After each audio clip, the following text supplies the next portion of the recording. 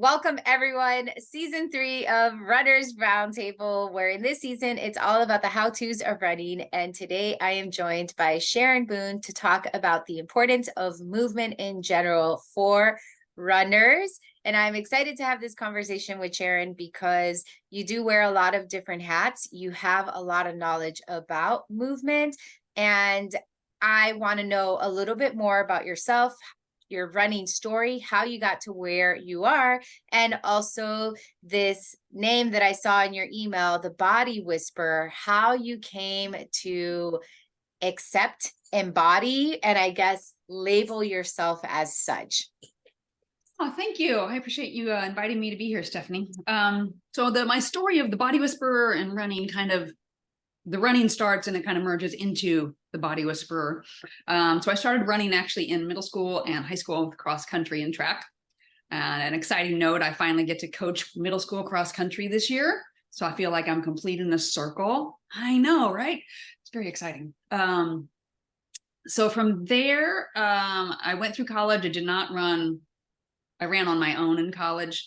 And when I got out in 1991, I started teaching group exercise. So that's kind of where that all merged into, okay, now I'm doing fitness as a career. From there, continued running, continued exercising, became a personal trainer, and then went back to school to finish my physical education degree. And during that degree, I was in an auto accident that T-boned me on my left side and left me with injuries. The ones that, they're like, oh, you're fine, but you're not really fine.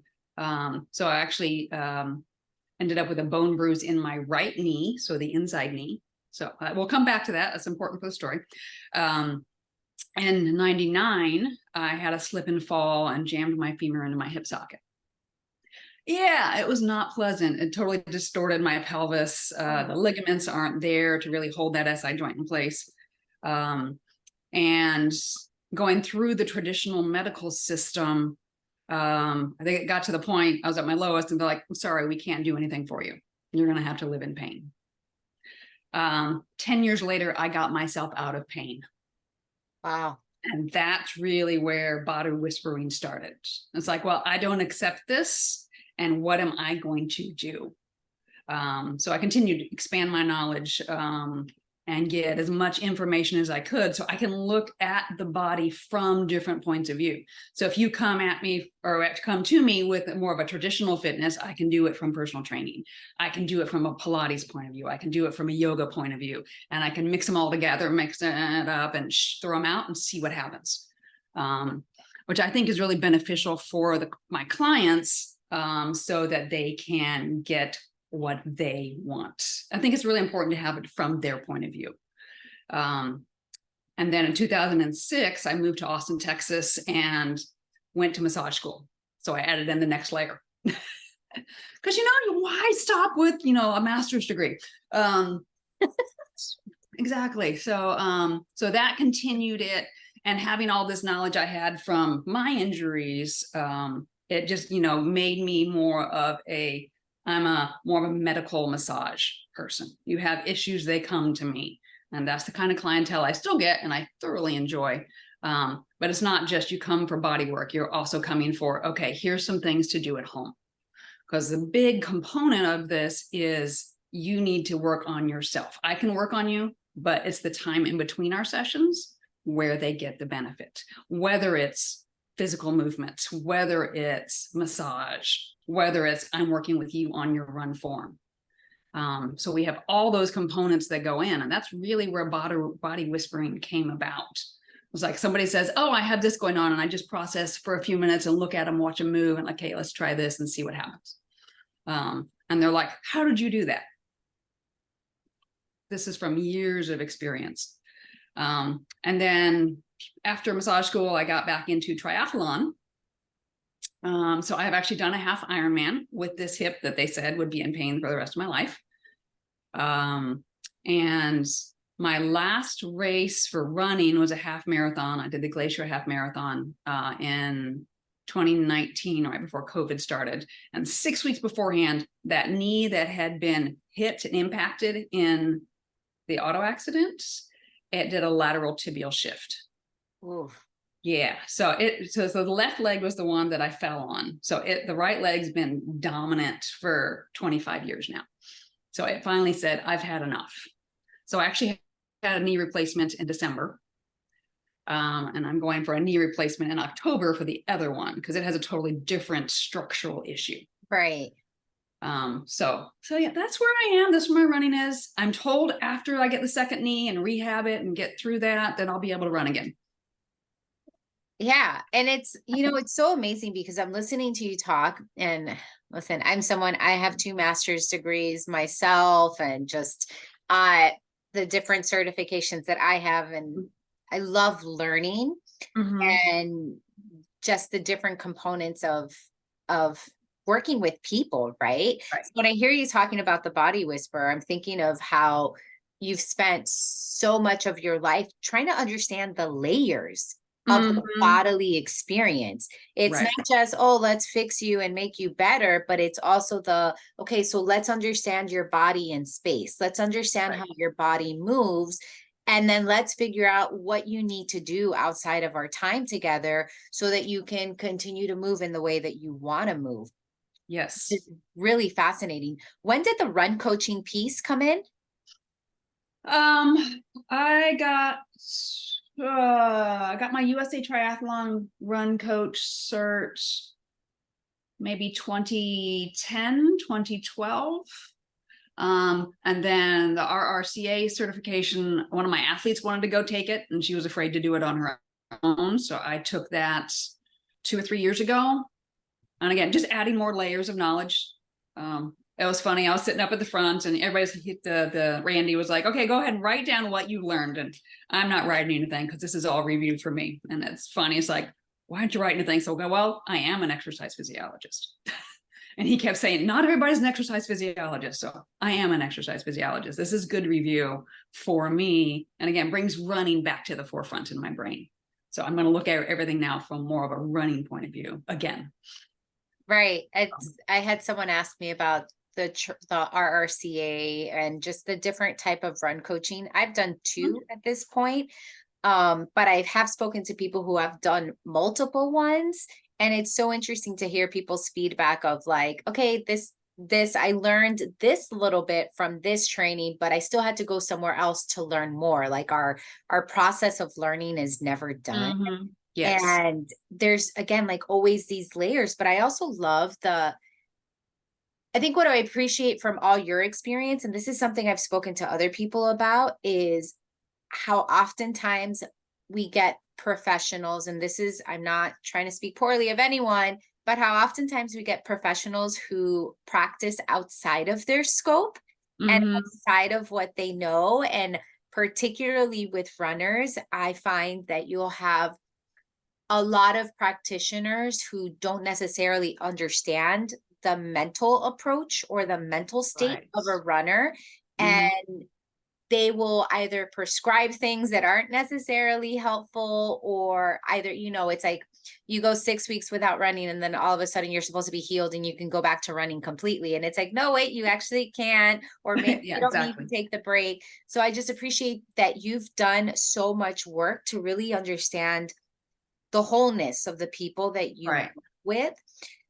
I was wondering if you can kind of go back, because I don't think I've actually talked to anyone about this. So I'm really excited to ask you in terms of running, what is the typical movement pattern of a runner so that people can, or we can just start to build that foundation of this is how a runner moves. And now this is why a runner would benefit from moving in different ways. So what's the typical pattern of running for a runner? The good pattern or what they come with? Yeah, what do you commonly see? I'm curious. What I commonly see is they have tight hips and they try to run from their knees or their shoulders. What do you mean by knees or shoulders? They put more of the movement in their knees without moving their hips, or they over exaggerate this. It's kind of like a tornado, boom, boom, boom, boom, boom, boom, side to side motion as opposed to forward and back motion. So the shoulders should be relatively still. It's kind of like always like you have a piece of clothes on a top on a hanger. And, if you hold on to the bottom, if you move the bottom, the top moves, right? The hanger moves. But if you try to move the top, the bottom doesn't move. So we want everything moving together and synergistically. So people should be moving from the pelvis. And that's where your power and your motion, your efficiency comes from. But what do we do all day long? We sit. Okay, so we're hip flexor dominance. Hamstrings are weak. And this is one I argue with some people I've been to rehab with, is that we ignore like working the hamstrings at the knee. We do squats, we do deadlifts, but we don't do hamstring at the knee.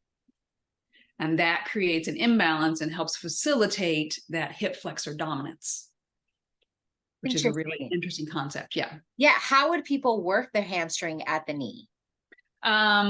Hamstring curls. So at home, you could start with lying on the ground with your knees and hips at 90 degrees and your feet on the wall, and just trying to lift your hips up using the back of your legs. Something as simple as that. That's a good place to start. From there, they could go to feet up on a big resistor ball and pulling in and out. That's a little bit more challenging if you have a wheelie chair. Not everybody has a resistor ball. It's crazy to think that they don't, but that's me. But a wheelie chair, same thing. Pull in and out. Do it with your hips on the ground, then do it with your hips lifted.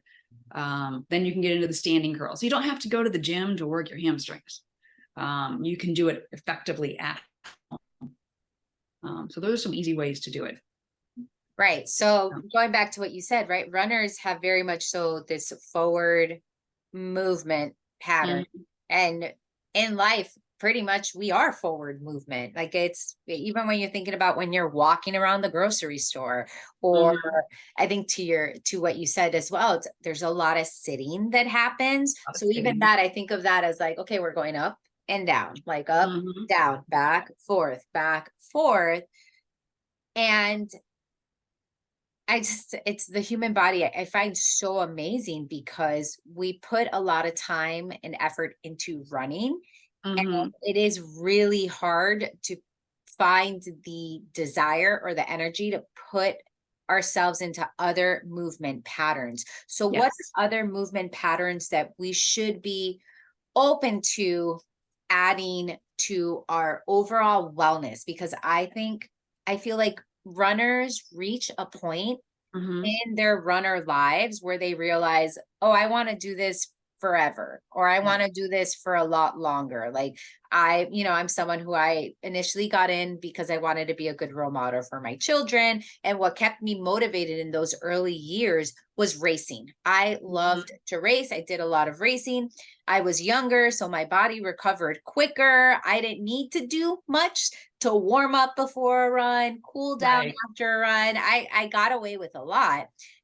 And the older I get, the more I realize, oh no, I have to start moving my body in very different ways in order for me to sustain the level of running that I want to do. So I've made that realization. How do you help? I guess it's a two-part question. So how do you help people see the importance of other types of movement? And then how do you explain to people the other types of movement that they should do? So with part one, how do I incorporate or get them to see the movement?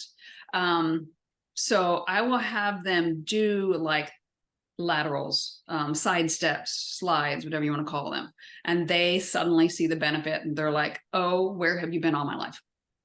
I've had someone actually say that to me. Or doing the grapevine or karaoke over under, depending on what they call it. Again, it's a lateral movement with rotation. So something as simple as that, and they get benefit out of it. And they're like, oh, okay. So now what other activities do you enjoy that would have lateral movements? And the more we can get those in, it would be more beneficial. So they come up, oh, I like playing tennis. I like pickleball. Great. That's a lot of side to sides. You could do a little basketball. It could be something as you add in a lap on the track doing laterals. So it doesn't have to be anything big. It just has to be a little. And then they start seeing, oh, I changed my movement pattern to this. It's better. I recently had one of my marathoners go from marathon to triathlon, which she hasn't done in 20 years. And, you know, and she's enjoying the variety, like biking. It feels so different from running.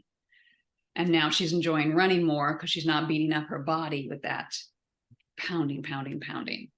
Same thing with swimming for her, you know, get something in there. Not everybody's a swimmer. I get that. So again, start from where they are. Show them the benefit of getting that movement pattern in, maybe on a drill day, maybe on, okay, this is your goal for this run. I'm going to program in, you do 1 minute of slides, see what happens. So that was part one. Did that cover part one and part two? I think it did. That's why I'm like, wait, I think you kind of did, because we're talking about lateral movement, right? So that's something that in my experience, at least in my experience with my body and in people that I work with, I always think of, or I try to explain it to people, running is this, running is forward. Right. You're very compact for the most part, right? Like unless your elbows are like flailing out, for the most part, you're very, for the most part, we're very compact. And I try to tell people, you know, my experience is with yoga, because that's something I teach, similar to you. It's like, that's something that I went to learn more because I was just curious about the physical experience of it, the mental experience of it, how it can be practiced in different ways, depending on where you are and what studio you go to. And that's something that has been, for me, yoga and running have been such wonderful complements to one another, because running, I'm very much so, I'm in this pattern, moving forward, right foot in front of left foot, like always like that. Whereas yoga, I have to open up to the side. Everywhere. I have to, yes, my arms have to be away from one another. My hips are open. There's a lot of just different fluidity of motion, I find, when I practice other things. So I really appreciate how you brought up this concept of you enjoy the running more when you move in other ways. Right. Now, what if you get someone, and I'm going to assume you have had people that are like that, where it's like, Sharon, all I have time is for running. I can't do anything else. And they tell you they're not even open to doing anything while they're running. So like how you said, oh, we'll program 1 minute, 1 minute of lateral. What if they tell you, like, look, I don't have time for that. I don't want to do that. How do you have that conversation with them to get them to just be curious? Because I find for me, it's like, can we just be curious, give it a try, and then see? How do you talk to people about that? I kind of actually come at it from that curiosity point of view. And again, education, I think, is a big part of getting them to understand this is really what you need to do. So maybe even it's okay. So you have 5 minutes sitting there in front of the TV, right? So the commercial break, let's do something. Yeah, we all sit in front. I sit in front of the TV because at the end of the day, I'm like, yeah, so it's a challenge, but you also have to see, maybe you approach it from what are the other things that they enjoy. Okay. Maybe they understand that it's part of the warm-up. Okay, I can do it as I'm walking out the door. I can start doing my slides. I don't have to do it in the run. I can do it before. Sometimes if you add toys, it helps. So maybe I give them a band and they do the crab walks. It's really a conversation, and it's trial and error is what it is. But yeah, some people it's challenging. I don't think I've had anybody resist, and I've had some people say, okay, can we start adding some drills in specifically so that they understand and they get that. The other thing I will try to add in on them is hills, because if you do slides up hills, yeah, that expression on your face is what I normally get. But once they do it, it's like, I only have to do one hill that way. Okay, I got the hill picked out. This is a really small one over there, but man, that was tough. Sneak it in. So what's worse than hills? Pretty much nothing, right? Yeah, yeah. Unless you run with me, we have a hashtag, I eat hills for breakfast. So we love hills, but we also love drills on hills. So we do a lot of drills. So sometimes it's from that point of view. And it's like, what's the worst thing? Hills people don't like. Let's make it fun. So, and again, from their point of view, what's going to work? So the other thing I will add in, since I also know you're a Pilates instructor, is Pilates side leg series. Oh yeah. Yeah, everybody hates it. And I'm like, oh, it's Pilates side leg series time. It's my favorite time of class. And they're like, Sharon, you're weird. But it is so good. And it gets so much stuff in and happening, and it's exciting. So again, they have options, right? What's the worst? What's the best? What are they willing to do so they don't have to do Pilates side leg series? Yeah, it's so true. And I think I love the side leg series, and that'll be something that, like, even in my yoga classes, I'll throw it in because it's so great just when you're thinking about like stabilizing your hips and Right. more controlled movement. And that was for me, again, in my experience, I have yoga, which is, it's a little more flowy. You have your transitions, whereas Pilates, there's a different intentionality Right. with that movement, Different mindset too. different mindset, different language that you use with it, different engagement of muscles. So I know for me, I love all of that stuff because it does. I mean, again, I've been running for the length of time that I've been running. And at this point, I want to keep running for as long as possible. So that makes me more open to trying different things that are going to facilitate that, but also help me feel. And I don't know, maybe in your experience, I'll say this and then you can kind of tune into it.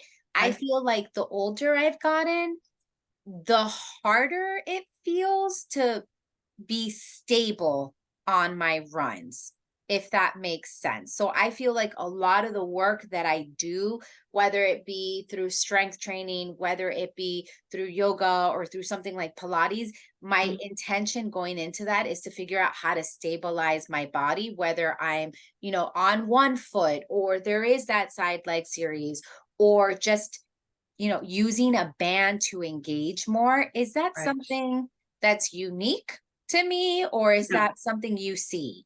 No, that is something that's part of the normal aging process, sadly. But again, the thing to do to prevent it is to do all these things. So I've also added in, you mentioned single leg balance stuff. Yes. So if somebody doesn't want to do side leg series, okay, let's do some single leg balance work. And I'm finding that is getting a lot of benefit, again, as long as they're lifted up out of the pelvis and they're engaged. And so that gets a little bit more than just side leg series now. So is it possibly better? Maybe. But again, if I don't have to get down on the ground to do a single leg balance. But yes, after age 30, we start to lose muscle mass. Neural adaptations start to decline unless we keep training them. We have hormone changes as women. So, we got to be conscientious of that. And how is that going to impact us as we go through the process of menopause? So a lot of aging process, we have to work harder to stay where we are. And that's not just for women, it's for men too. Yeah. I mean, that's why I've put more intention to other movement modalities the older I've gotten, because of that, because I'm like, oh, wait a minute, I'm going to start losing muscle mass. So let me actually push myself, for instance, when it comes to weight training, right? For the longest time, I was like, oh, okay, let's do, 10, 12-pound weights. Now it's like, okay, no, let's pick up that 20-pound weight. Let's see how heavy we can go. And for me, that's learning, like the continual path of learning is what what was it? Maybe within the last 2 years that I didn't even know that. And again, I find it amazing that I can be a woman and not know about the things that are happening in my body. Like, I'm a woman and I didn't know that muscle mass, like I've heard of osteoporosis and things like that. But in my mind, I'm like, oh, that's decades away. And then I learned the research and it's like, no, it's actually right now. Like, this is the stuff, it's happening right now. It's decades away that we're going to notice the impact if we don't do something right now. Yes. That's it. And I didn't know. So I was like, wait a minute, then I need to not, like, this stuff is for longevity and not just the discomfort of the moment, which I'm curious if you have people, or how do you talk to them? And this is something I'm always so fascinated with as well, is once people start doing different movement modalities, how maybe they'll get discouraged by doing them because they feel that those other modalities make them too sore for running? Yes. So it could be that they're not doing that modality right. But my guess would be they're using muscles they've not tapped into before. So guess what? You're going to be sore until they get stronger. So maybe back it down, maybe a little bit more time, a little more rest in between. Again, if it's strength training, okay, go get in a walk or a short run or a bike afterwards. So that helps get all the nutrients to those working muscles better, and you have a little less soreness. So sometimes it could be that, it could be patterning, it could be, okay, let's look at your whole program.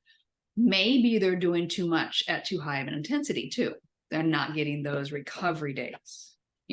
Back when you were younger, when you were running, what? Go slow? I'm not going slow. That's a long run. I gotta get it in fast. So again, education on our part to them on you need those recovery days. And I have seen people, I had an athlete recently who she always pushed her zone 2 runs, and she finally figured it out. It's like, okay, give me like a month of this and let's just see what happens. And then she's like, oh, I get it now. So it's part of that programming, that bartering that you do with your clients too. Yeah. And I think that's part of it too, that you have to convince people or invite them or encourage them to give it time.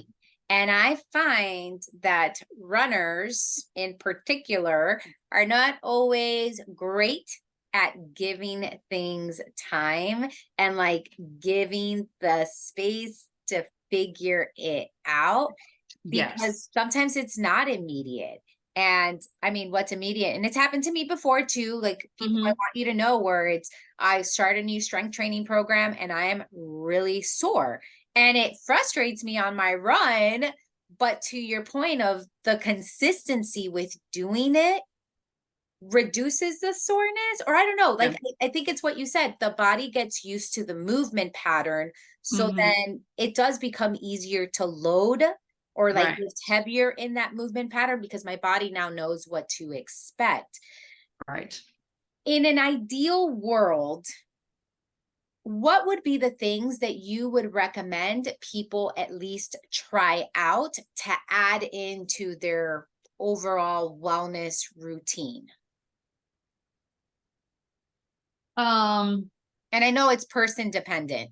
It's person dependent. So we're saying that this person is a runner because this is the podcast. I would actually try getting a walk in every week. It slows you down. It brings you down to that zone 1 recovery. You can work on your run technique while you're walking. You should walk like you run. I would get in hills if they aren't already. I would strengthen hamstring at the knee, those knee curls that we talked about. Also, I would work on upper back and thoracic spine posture. Because again, we tend to be here. So when you're running, all your lungs are collapsed and compressed. So again, that yoga that we were talking about, or just lay on the ground with your legs up on the couch, your arms out. Static back from Agoscu, different modalities call it different things, static floor, strain, counter strain. It releases the pelvis, it resets the spine, it opens the chest. So when I was going through my chronic pain, this is one of the things that I would do. And I would end up taking naps here, but it would help reset my pelvis so that I could function. And pretty much everybody's got a little bit of a rotation or something in their pelvis. So resetting your pelvis is a great thing. You also get a little downtime. It activates your parasympathetic, your chill out nervous system. That's a good thing. So in that one activity, you're doing lots of things. So that's another thing I would do. So upper back work on where that head is. You can just do head back against the wall, pull the chin back, head retractions. But really getting this, a lot of people, especially strength training, so focus on the chest, but we fail to focus on the back, the upper back. So high rows, rotator cuff work, lots of different variety you can do in that. But those would be the things that I would focus on if you wanted just a few things. I really try to only give my people like 3 to 5 things per day at home. Anything more than that, it gets overwhelming. Yeah. And I think that's something I'm curious, in your opinion, how much time do people need to spend on those extra things? Because I feel like people also overestimate how much time they have to do. And I really appreciated that you shared the whole watching TV thing, because that's usually what I tell people. When people tell me, oh, I don't have time to stretch, I don't have time to do any of this, my immediate question is always, do you watch TV? Right. And usually the answer is yes. And I'm like, well, then that's a good time for you to do something, like lay your mat, get a pillow, get on the floor. You can do a few Right. things while you're watching whatever it is that you're watching. So in your experience, how much time do people actually need to To do this invest stuff. in themselves to do this stuff? I would say if they're really keyed in, they could do it in 10 minutes. Okay. Again, that's if they're keyed in, and they could even set a timer. Timers are easy. We have Alexa over here. She's going to start talking now, saying, hey, your time's up. It's easy to set a timer, have your phone do it, get that commitment. Also writing it on a calendar. I like paper calendars for this reason. Like, hey, I did this. I still do rehab for my knee, and I had some ankle issues with my knee replacement. So I'm still doing that. I'm down to 10 minutes a day, but if I don't do that, I feel it. But that's something I do daily. And I try to work it in before I go out the door and do my stuff, before I go do my biking or my swimming right now. So yeah, 10 minutes, 30 minutes maybe to start, but it's going to whittle down. And maybe you break that 30 minutes up. How does it fit into your day? And I think that is really the key. You got to figure out where it goes. Right. Because I feel like we get really, at least for myself, oftentimes there's that overthinking component of, oh, I have all this to do. Plus I need to do the run. Now I need to do a warm up before my run and a cool down after my run. And now you're telling me I need to do strength training. Now you're telling me I need to do this. And it's like, what I'm hearing from you is that it's all about like strategy, and how do you create that strategy for yourself where it all fits in? Because Right. I even think even now, right? Like we're in a world where we're attached to our phones. So now it's the question is, it's not so much do you watch TV, but it's also like, how much time do you spend And on scrolling your on phone. Instagram or Right. on your phone? Because that's time that you could be doing something else. And 10 minutes isn't a lot. I had someone tell me, and they're the ones that like shifted my whole perspective on the warm up. And he had told me, oh gosh, he was a strength coach, and he had said, your 5-minute warm up, that could save you 5 minutes on your run, right? Like going into it with your muscles ready and Yes. activated to go. And That's the released time. wherever needed. Yeah. Exactly. That's the time that you can save there. So kind of coming back, because I find that people who are in between seasons or in between events through running are more open to trying different movement modalities. How do you encourage people to keep it up once they start entering a more focused training portion? Part of it is taking, okay, so if you were in off season, we expand that extra stuff that you do, but we compress it down. They've seen the value in it. Now let's, again, fine tune it. What do we need to keep doing and get it down to that 10 minutes so that during season, we're efficient. We're really focusing on what you need. This is now specific to you. And the cat says hello. Meow. So that, again, they get the benefit. They understand by the time they've come out of that off season, I need this. This is for me. So again, it's education on our part to make sure that they see this has value.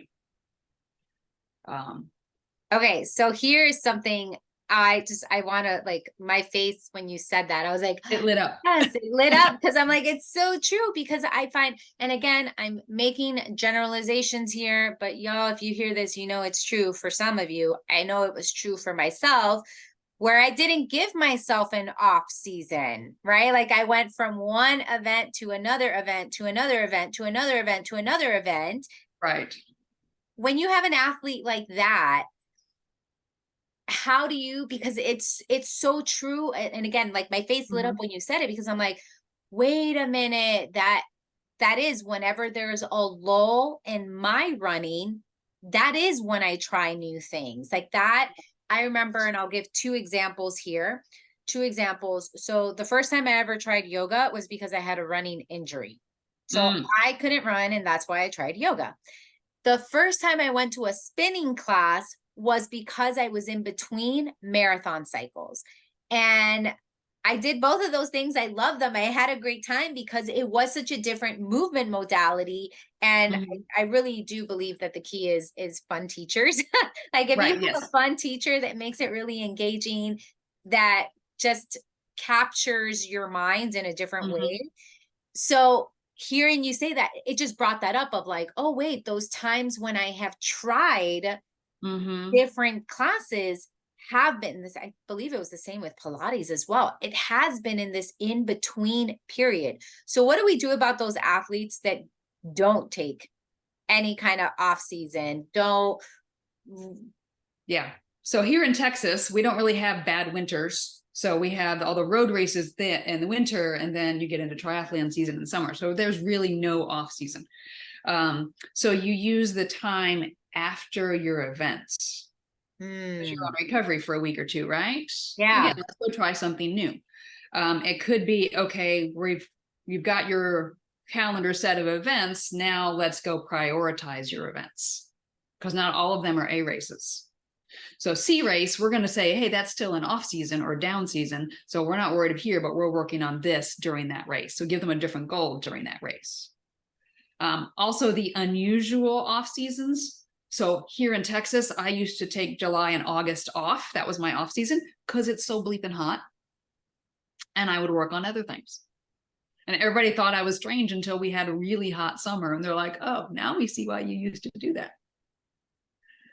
yeah, So finding those times, those down ones, that's again part of what a coach can do for you, right? Is help you see these things and help you program your season.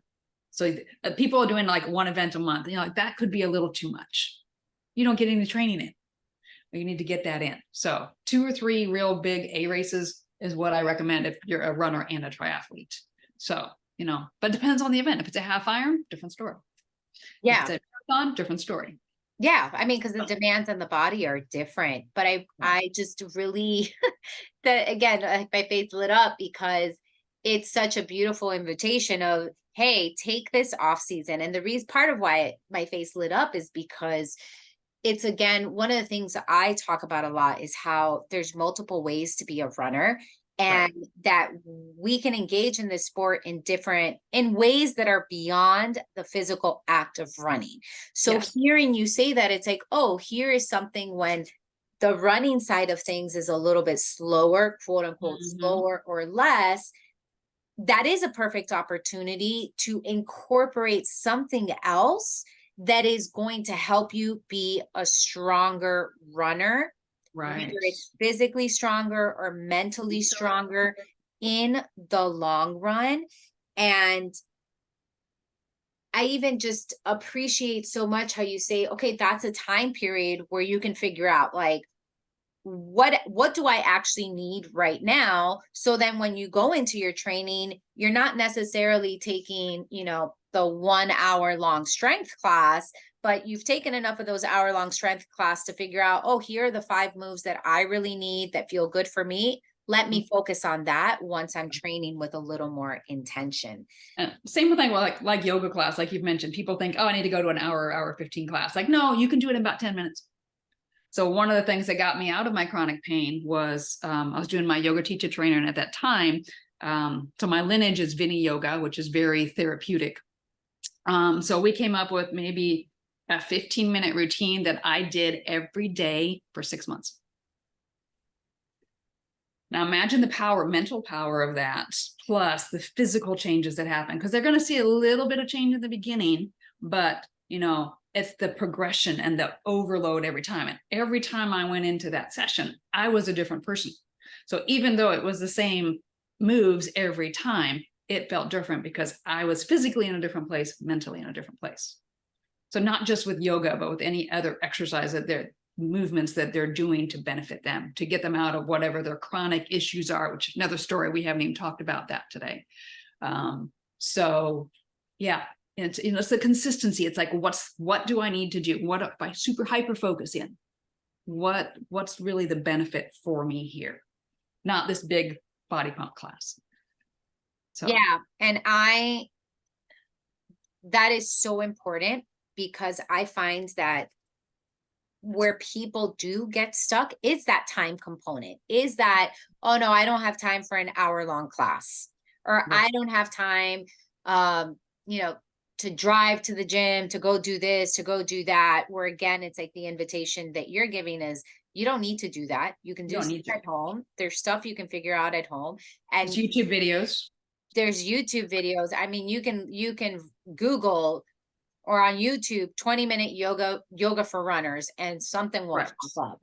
Exactly. And I find that it's so interesting for me, because again, I'm thinking through the lens of my experience, where I tried something in between bigger seasons of running, and then I really fell in love with it. So now doing it you're not pulling my teeth to do the things Right. that I've discovered that I liked. So again, it goes back to what you had said earlier about the curiosity, like getting people curious about trying things, but then also giving them permission to not have to do an hour-long class, like a big thing. One of the curiosities I have, so let's assume you have a runner that comes to you, or someone who's interested in run coaching, and they want to work with you, and you're looking at their schedule and you're seeing, oh, they do a lot already. They do, they're going to Pilates twice a week. They're doing their strength training 3 times a week. And then they're doing yoga another 3 days a week. And you're kind of looking at their schedule and you're like, when is this person resting? And now we want to add yoga to that. So we've talked about the runner who would benefit from incorporating more. How about that person who's coming to you? Yeah, that you're like, well, we need to kind of start subtracting stuff. What does that discussion look like with them? It kind of goes back to, why are they adding running, or why are they running? What are they doing? And what are they getting out of it? Maybe they're at Pilates class because it's social. Okay, so let's play with that and see, okay, you can still go to Pilates class because, you like the social component, you need that, but maybe we tweak it a little bit and educate you how to modify the exercises so that you're not fatiguing your body. So its emphasis changes. Maybe we do that. Okay, the strength training today is going to be, you're going to have more of that endurance strength, as opposed to like lifting the heavy weights. Like what is within each individual component that they value, and why do they do that? And then maybe as we start tweaking that, they start to see, oh, I do feel better. I want to run more now. So there's a compromise again. What are we willing to change in order to get better at running? Okay. Yeah. And because it's always like hard, like we talked about earlier. So let's change that. Let's change that intensity variable. Yeah. And that's great, because again, like in my experience, I feel like there's 2 camps. There's the people who only run and that's all they want to do. And adding anything else is something that's a challenge for them. And then you'll have people who do a lot of other things, and then they want to add the running to it. And it's like, I laugh, and I'm going to ask this question because I asked it of someone else. Where do you, or I'm just going to ask it of all, okay. I'm going to do the 3 big 4. Let's go with 4. Okay. When it comes to cross training, would you consider yoga a cross training activity? Cross training for running? Yeah. Yes. Why would you consider it a cross training for running? Because it's different movement patterns than what you do in running. Okay. Same question for Pilates. Yes. And then again, it's different movement patterns, and you can start to focus in on your deficiencies, both with yoga and Pilates. With strength training, is that considered a cross training activity? Yes. And why? Again, you're getting different movement patterns than you normally would, and you're balancing out what running creates, any deficiencies. And then something like spinning? Definitely cross training. What Again, makes same patterns. Some of them, and you're also looking at the energy systems. You're using different energy systems than you would with running, because the Pilates, the yoga, even the strength training, they're more anaerobic. Granted, some of our running is anaerobic, but it's not to the extent of this. So I'm training a different energy system. Cycling, again, different energy system, possibly, but different neural patterning. So everything's a different neural pattern that we just talked about. So that is cross training and teaching the brain, the nervous system to function differently. Yeah, I love that definition of cross training, because and again, it all connects back to me. It all connects back to you being the body whisperer, and just that idea of all these different movement patterns. What they're doing is creating greater awareness of you and your body and how your body moves in space. Yes. Okay. I agree. Okay. Yeah. So I love all of that, because to me, and it took me a while. I want it to be very clear to people. It took me a while. Like, yes, I got into yoga because of the injury, but I to this day, I still say running is my number one movement modality. It's the thing I love the most. I do other things to support me as a runner, but I can, I tell people, I'm like, if I can't run, I will be heartbroken. But if I never take another yoga class, I'll survive. Like, I'll Yeah. figure it out, even Right. though I know those movement patterns are really good for me. So I really appreciated what you said, because there is so much that I've learned about myself through yoga. There are lessons of being in my body, of being in my breath, of relaxing my shoulders, of lengthening my spine, that I've gotten in yoga that then translate into running. Just like there's things that I've learned about myself as a runner that have then come into other things, such as, something as simple as if I can go run for an hour, I can do this 30-minute strength training session. Like Right. time wise, I can do it. So when you have someone that's coming to you, I mean, I have my own personal experience. In your experience, what are the anecdotes from your experience that you bring to people to help them buy into the importance of moving their bodies outside of running?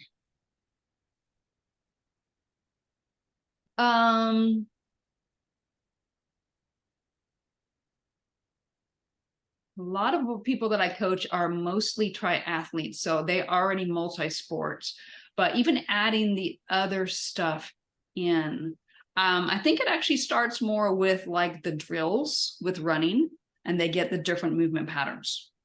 Okay, so this did this for me. How can I get more of this? And then, okay, what are you willing to do? Are you interested in, what are you interested in?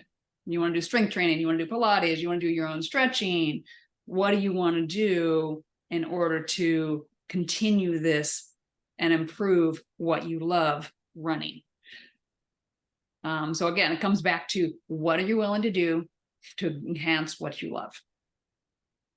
I feel like, and that's great. That's such a beautiful complimentary question, because one of the things that I focus on so much is, let's understand why.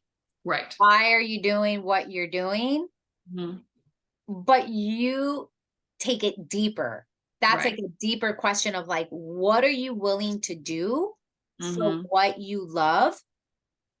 Because let me tell you, you asking me that, I'm going to be more motivated to do those other things, or to at least give them a try. And it really, I do think of like my experience with spinning. I had a friend who, she was like, let's go to spinning for years. And for years I told her, nope, I'm not going to do it. My focus is running. I don't want to do anything that's going to get me sore for running. Like, that was totally my experience. And then I took a spinning class.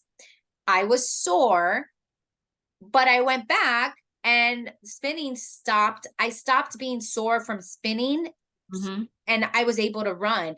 But at that point, I didn't have someone like you telling me, hey, the movement pattern is new, so you are going to feel something.